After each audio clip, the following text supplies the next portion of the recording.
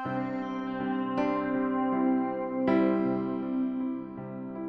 Learners, welcome to Unfold you, your best study partner. हम कर रहे हैं हमारा चैप्टर एटम्स एंड मॉलिक्यूल्स, जिसमें हम आज करने वाले हैं एटम्स और एटॉमिक मास के बारे में।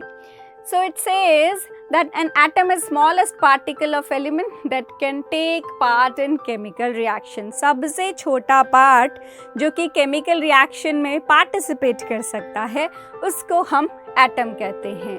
वो बहुत छोटे होते हैं साइज में, और सबसे छोटा जो है सारे एलिमेंट्स में वो है हाइड्रोजन।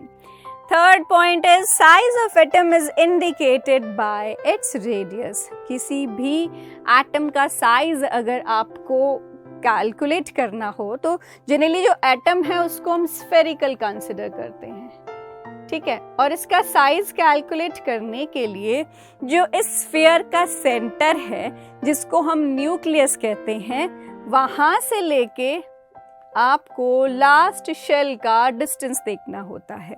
ये पिक्चर अपने माइंड में रखिएगा एटम की। इसके बारे में डिटेल्स हम नेक्स्ट चैप्टर में पढ़ते हैं, मगर मैंने आपको पिछले पार्ट में भी इसके बारे में थोड़ा सा बताया था ताकि आपकी अंडरस्टैंडिंग बेटर हो सके। सो जैसे हाइड्रोजन जो है वो सबसे छोटा है। पीरियोडिक टेबल आपने सुना होगा, पीरियोडिक टेबल में भी सबसे पहला एलिमेंट जो आपको मिलता है वो हाइड्रोजन है। उसके पास सिर्फ एक प्रोटॉन है, उसका एटॉमिक नंबर 1 होगा, राइट। तो सबसे छोटा है। और ये जो रेडियस है इस सर्कल का, स्फेरिकल हम लेते हैं तो सर्कुलर आपको ये दिखेगा 1 डायमेंशन में। तो यहाँ पर न्यूक्लियस से लेके लास्ट शेल का जो डिस्टेंस है that is called radius of atom and can be seen over most powerful optical microscope। अभी यहाँ पर तो आप नहीं देख सकते। अब इस रूम में बहुत सारी एयर है, एयर में हाइड्रोजन है, ऑक्सीजन है, नाइट्रोजन है, मगर आपको कोई भी नहीं दिखाई दे रहा क्योंकि वो बहुत छोटा है साइज में। आप इसको देख सकते हो पावरफुल ऑप्टिकल माइक्रोस्कोप में, वो भी एकदम क्लियर नहीं, थोड़ा सा एक पिक्चर सी इसकी मिलती है इसके इलेक्ट्रॉनिक स्ट्रक्चर की। अच्छा, अब एटम्स को इसने कंपेयर किया है कि जैसे एक मेसन जो है वो ब्रिक्स को कंपाइल करके पूरी एक बिल्डिंग खड़ी कर देता है, वैसे ही ये एटम्स आपस में कंबाइन कर करके हायर कंपाउंड्स बनाते हैं और इतने बड़े हो जाते हैं कि वो चीज़ें हमें दिखने लगती है। जब वो केमिकली कंबाइन करेंगे, उनकी किस तरह की फोर्सेस हैं उसके अकॉर्डिंग वो गैसियस स्टेट, अगर ज़्यादा हैं तो लिक्विड, और अगर बहुत ज़्यादा हैं तो सॉलिड स्टेट में ये चीज़ें एग्जिस्ट करती हैं। एटम्स जैसे कि हाइड्रोजन की हमने बात की, सबसे छोटा है। बाकी एलिमेंट्स को उनके जो स्ट्रक्चर है उसको एटम बोलते हैं। हर एलिमेंट एक एटम से बना है, और हर एलिमेंट जो आप पीरियोडिक टेबल में 118 एलिमेंट्स हैं, उन एलिमेंट्स, बच्चे बहुत कंफ्यूज होते हैं कि एलिमेंट और एटम में क्या फ़र्क है। ये सब 118 एलिमेंट्स जो हैं वो एक बेसिक स्ट्रक्चर जो उनका है वो एटम है। जैसे हम लोग हैं, हमारा बेसिक स्ट्रक्चर क्या है, हमारा स्केलेटन, तो कह लो उनका स्केलेटन है, बस उनके पास एक डिफरेंस है सब में, जिसकी वजह से उन सब की पहचान अलग है, और वो डिफरेंस आता है उसके प्रोटॉन्स से कि सबके पास डिफरेंट नंबर ऑफ प्रोटॉन्स हैं, इसीलिए डिफरेंट एटॉमिक नंबर वो कैरी करते हैं। Then comes atomicity. एटॉमिसिटी किसको बोलते हैं? एटॉमिसिटी का मतलब है कितने एटम्स आपस में कंबाइन किए हैं। जैसे कि अगर आप कहते हो हाइड्रोजन, 2 हाइड्रोजन एटम आपस में मिल के H2 बनाते हैं। कभी भी हाइड्रोजन आपको सिंगल एटम के फॉर्म में नहीं मिलेगा, it always exist as H2, और ये 2 एटम्स आपस में मिले हैं इसीलिए हम इसे कहते हैं डाई एटॉमिक। तो इसकी जो एटॉमिसिटी है दैट इज इक्वल टू 2, ठीक है। अगर आपके पास ऑक्सीजन है, अब जो ऑक्सीजन गैस है वो तो O2 होती है, वो डायटॉमिक है, लेकिन अगर 3 ऑक्सीजन एटम्स आपस में कंबाइन करके ओजोन बनाते हैं तो ओजोन क्या है? ट्राइएटॉमिक है, क्योंकि ये 3 एटम्स आपस में कंबाइन कर रहे हैं। नेक्स्ट हम लेते हैं फॉस्फोरस। अब ये एग्जिस्टेंस है इनकी, आप अपनी मर्जी से नहीं कंबाइन कर सकते कि चलो कोई भी एलिमेंट लिया उसको ऐसे कंबाइन कर देते हैं। No, this is their existence, वो चीज़ें ऐसे एग्जिस्ट करती हैं। जैसे फॉस्फोरस जो है वो 4 एटम्स आपस में कंबाइन स्टेट में रहते हैं P4 के फॉर्म में, तो ये हो गए टेट्रा एटॉमिक, ठीक है। और जो सल्फर है, सल्फर में टोटल 8 एटम्स आपके पास कंबाइंड स्टेट में होते हैं and we call this octa atomic, right. S8 के फॉर्म में सल्फर एग्जिस्ट करता है। तो इसको हम बोलते हैं एटॉमिसिटी, कि कितने एटम्स आपस में एक टाइम पे कंबाइन करके एग्जिस्ट कर सकते हैं। जैसे आर्गन, जितने भी नोबल गैसेस होती हैं, helium, argon, neon, krypton, xenon, ये केमिकली किसी से कंबाइन नहीं करते, क्योंकि आप पढ़ोगे कि लास्ट शेल, जो शेल्स हमने बनाए, सर्कुलर जो चीज़ें बनाई, वो फिल होते हैं पूरे और ये कंबाइन नहीं कर सकते। तो ये जो ग्रुप 18 आप पढ़ोगे, नोबल गैसेस इनको बोलते हैं, तो ये जो है मोनोएटॉमिक होती हैं। Oxygen O2, hydrogen H2, nitrogen N2, chlorine Cl2, phosphorus P4, sulfur is S8.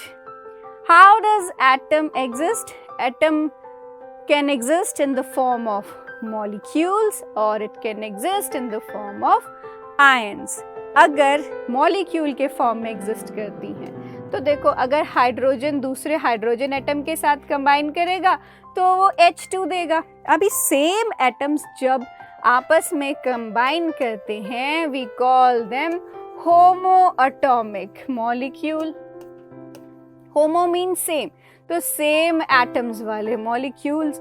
और एक हाइड्रोजन है और दूसरा क्लोरीन है और ये HCl बनाएगा, तो ये भी मॉलिक्यूल, लेकिन ये बनेगा हीट्रो एटॉमिक मॉलिक्यूल, ठीक है, जिसमें अलग अलग एटम्स आपस में कंबाइन करते हैं, राइट। तो कैसे मॉलिक्यूल्स 2 तरह के, होमो atomic and hetero atomic. Similarly ions भी 2 तरह की होती हैं। आयंस कैसे बनती है, पहले मैं आपको वो बताती हूँ। जैसे सपोज करो आप सोडियम लेते हो, ठीक है, और एक लेते हो क्लोरीन। अब सोडियम में मैंने आपको बताया इलेक्ट्रॉन्स और प्रोटॉन्स, इसका एटॉमिक नंबर है 11, इसके पास 11 प्रोटॉन्स होते हैं और वो प्रोटॉन्स उन सर्कुलर ऑर्बिट्स में ऐसे 2, 8, 1 ऐसे अलग अलग शेल्स में इतने इलेक्ट्रॉन्स हैं। सिमिलरली क्लोरीन इज 17 और इसमें जो इलेक्ट्रॉन्स हैं वो शेल में 2, 8, 7 इस फॉर्म में एग्जिस्ट करते हैं। शेल्स होती हैं, जैसे न्यूक्लियस के बाहर आपके पास जो सर्कुलर ये जो है ये शेल्स या ऑर्बिट्स इनको कहते हैं। सो यहाँ पर 2 है, यहाँ 8 है और सोडियम में यहाँ 1 है, राइट। अब ये सोडियम का अगर हम कंसिडर करते हैं, चलो क्लोरीन के लिए भी बना लेते हैं, तो क्लोरीन में क्या होगा, इट विल बी 2, 8 और 7। ऐसे आपको सोडियम और क्लोरीन के एटम्स मिलेंगे। अब क्या कि इसमें सोडियम में 11 प्रोटॉन्स जो मैंने कहा पॉजिटिव चार्ज है और 11 इलेक्ट्रॉन्स जो मैंने कहा नेगेटिव चार्ज है, ये प्रेजेंट होता है। और इसमें क्या होगा, जितने किसी के पास प्रोटॉन होते हैं उतने ही उसके पास इलेक्ट्रॉन होते हैं और इसको हम एटॉमिक नंबर बोलते हैं। प्रोटॉन्स जितने होते हैं वो एटॉमिक नंबर होता है। जैसे आपने देखा कि सोडियम का एटॉमिक नंबर 11 है और क्लोरीन का 17 है, ठीक है। अब सोचो इस पे क्या होगा कि ये बोलता है मुझे लास्ट शेल में 8 चाहिए, तो इसकी लास्ट शेल में 1 है, ये इसको लूज कर देगा क्योंकि एक लूज करना इजी है, तो इसको लूज कर देगा। तो इसके पास क्या बचेगा, इसके पास प्रोटॉन्स जो है वो मैंने बताया था आपको कि यहाँ प्रोटॉन और न्यूट्रॉन होते हैं, तो प्रोटॉन और न्यूट्रॉन कभी डिस्टर्ब नहीं होता, इलेक्ट्रॉन ही लेता या दिया जाता है या लिया जाता है, ठीक है। तो इसने अपना एक इलेक्ट्रॉन दे दिया, तो अब इसके पास 11 पॉजिटिव चार्ज रह गए और 10 नेगेटिव चार्ज रह गए। तो ओवरऑल चार्ज क्या आएगा इस पे, 1 पॉजिटिव, क्योंकि पॉजिटिव चार्ज ज़्यादा है। तो इसको हम इसके लूज करने के बाद लिख देंगे Na पॉजिटिव, ठीक है। और कोई चीज़ जब पॉजिटिव चार्ज अटेन करती है उस चार्ज स्पीशी को हम बोलते हैं या उस आयन को हम बोलते हैं cation, cat ion, right, cation. And अगर इसने अपने लास्ट शेल में 8 करने हैं तो ये 7 तो नहीं लूज करेगा, तो ये बोलता है चलो मैं एक गेन कर लेता हूँ जो मुझे सोडियम दे देगा, और मैं यहाँ पर एक गेन करके अब टोटल मेरे पास 18 इलेक्ट्रॉन हो जाएंगे। लेकिन प्रोटॉन तो 17 ही है, पॉजिटिव चार्ज तो 17 ही है, तो एक इसके पास एक्स्ट्रा नेगेटिव चार्ज होने से ये बन जाएगा Cl नेगेटिव। तो वो आयन जिसके पास नेगेटिव चार्ज है, ऐसी आयन को हम बोलते हैं एनायन, राइट। तो आयन 2 तरह की होती हैं जिसको हम कहते हैं cation and anion, and cation is positively charged and anion is negatively charged. इसका जब डिटेल स्ट्रक्चर नेक्स्ट चैप्टर में पढ़ोगे things will be clearer to you. Then it says कि जो हमारे पास हाइड्रोजन है H2, N2, O2, F2, Cl2, Br2, I2, ये सब जो है मॉलिक्यूलर फॉर्म में एग्जिस्ट करती है। ये सब क्या है? मॉलिक्यूल्स हैं, ठीक है। अब वो सेम एटम से भी बन सकता है, डिफरेंट एटम से भी बन सकता है। तो ये सब क्या हो गए? ये सब हो गए होमो एटॉमिक, और ये सब, ये जो नीचे वाटर मॉलिक्यूल बना है डिफरेंट एटम से, ये हीट्रो। वैसे इसको कंपाउंड भी हम बोलते हैं क्योंकि ये हमेशा फिक्स्ड रेशो में होता है। जब भी आपको कंपाउंड वर्ड का यूज होता है दैट मीन्स उसमें एलिमेंट्स फिक्स्ड रेशो में कंबाइंड हैं। और ये आपके पास आ गई sodium, Na positive is sodium ion and Cl negative is chloride ion, जिनकी फॉर्मेशन मैंने अभी आपको बताई।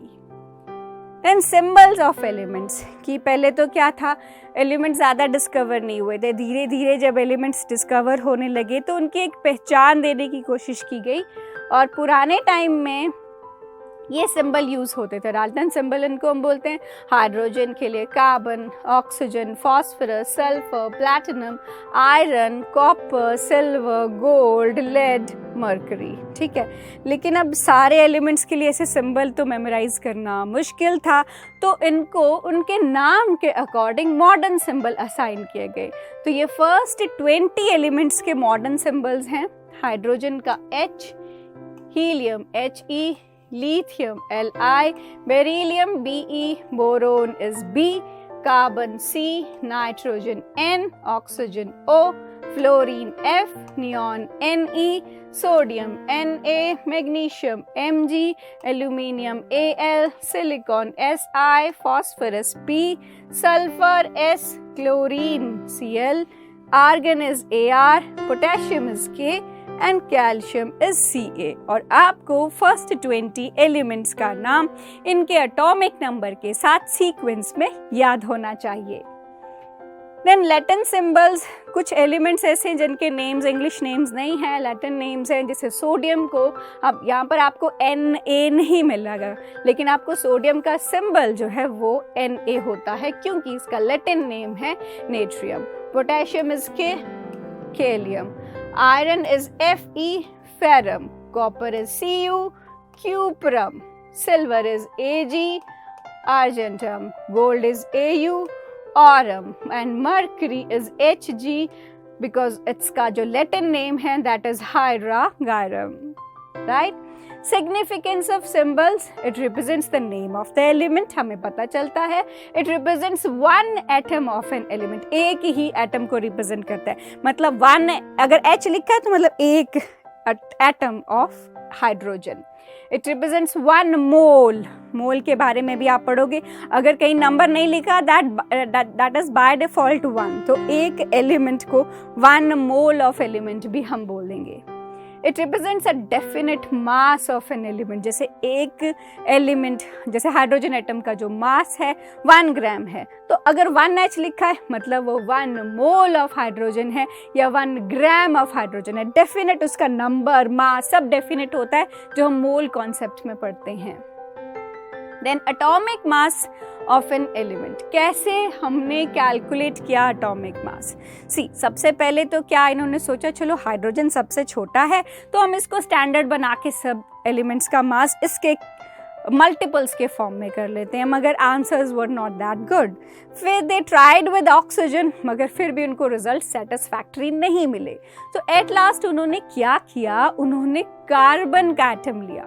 अब आइसोटोप्स के बारे में आपको मैंने बताया, कार्बन के 3 आइसोटोप्स होते हैं, C12, C13 एंड C14। तो इन्होंने कार्बन 12 को लिया और उसके एटम को, जो मैंने कहा सर्कुलर होता है एटम, उसको 12 पार्ट्स में कट किया और उसका एक पार्ट इन्होंने लिया और उस एक पार्ट के मल्टीपल्स को देखा कि ये कितने टाइम्स है किसी भी एलिमेंट के।